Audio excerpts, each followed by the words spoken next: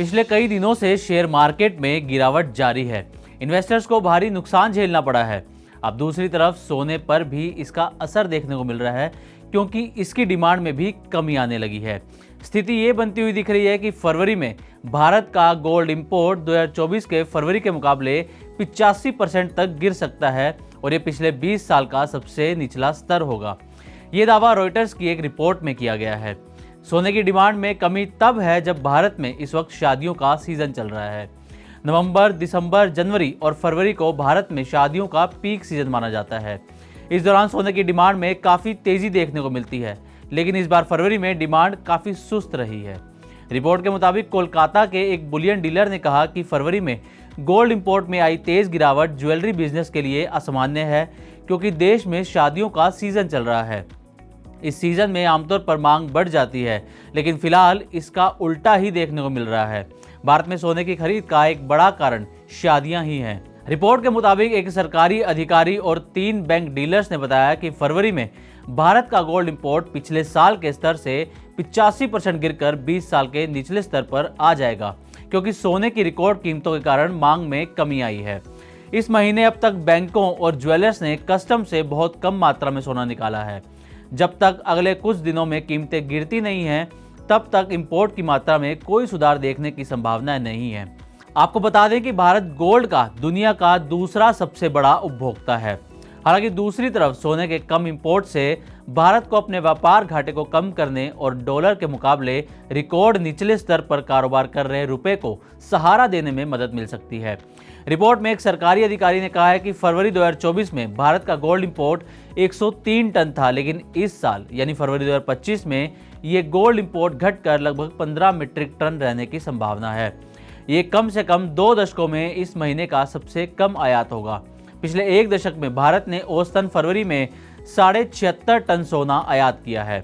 मुंबई स्थित एक gold import करने वाले बैंक के बुलियन डिवीजन के प्रमुख ने कहा कि कीमतों में उछाल ने डिमांड को खत्म कर दिया है और हम जनवरी में लाए गए सोने को भी पूरी तरह से नहीं बेच पाए हैं, इसलिए फरवरी में और ज़्यादा इंपोर्ट करने का कोई मतलब ही नहीं बनता। अब अगर देश में सोने की कीमतों की बात की जाए तो सोने की कीमतों में लगातार तेजी देखने को मिल रही है और बीते दिन देश की राजधानी दिल्ली में गोल्ड महंगा हुआ है। सोने की कीमतें अब 90,000 रुपये प्रति 10 ग्राम के करीब पहुंच रही हैं। जियोपॉलिटिकल टेंशन और अमेरिकी राष्ट्रपति डोनाल्ड ट्रंप के टैरिफ वॉर की आशंका के चलते सोने की कीमतों में तेजी आई है।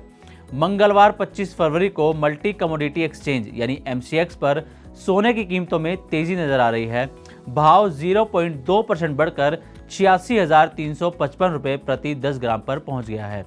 वहीं India Boolean and jewellers association के मुताबिक सोमवार शाम को 22 कैरेट के सोने की कीमत 84,330 रुपये प्रति 10 ग्राम दर्ज की गई है। इसमें 3% GST और मेकिंग चार्ज शामिल नहीं किया गया है। अगर डिजिटल गोल्ड की बात करें तो मंगलवार यानी 25 फरवरी को इसकी भी कीमतें बढ़ी हैं।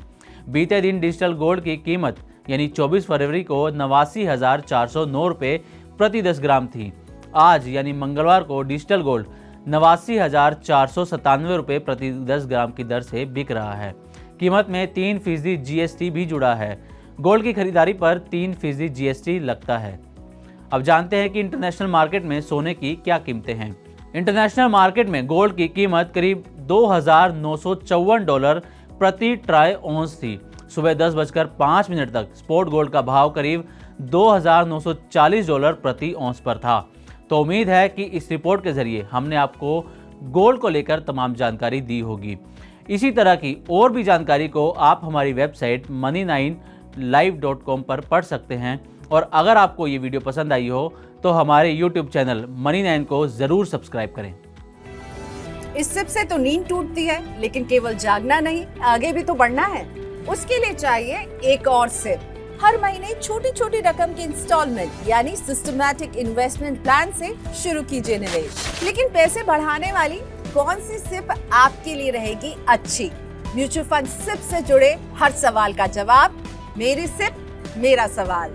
सोमवार से शुक्रवार 4 बजे मिलेंगे हम सिर्फ Money9 पर।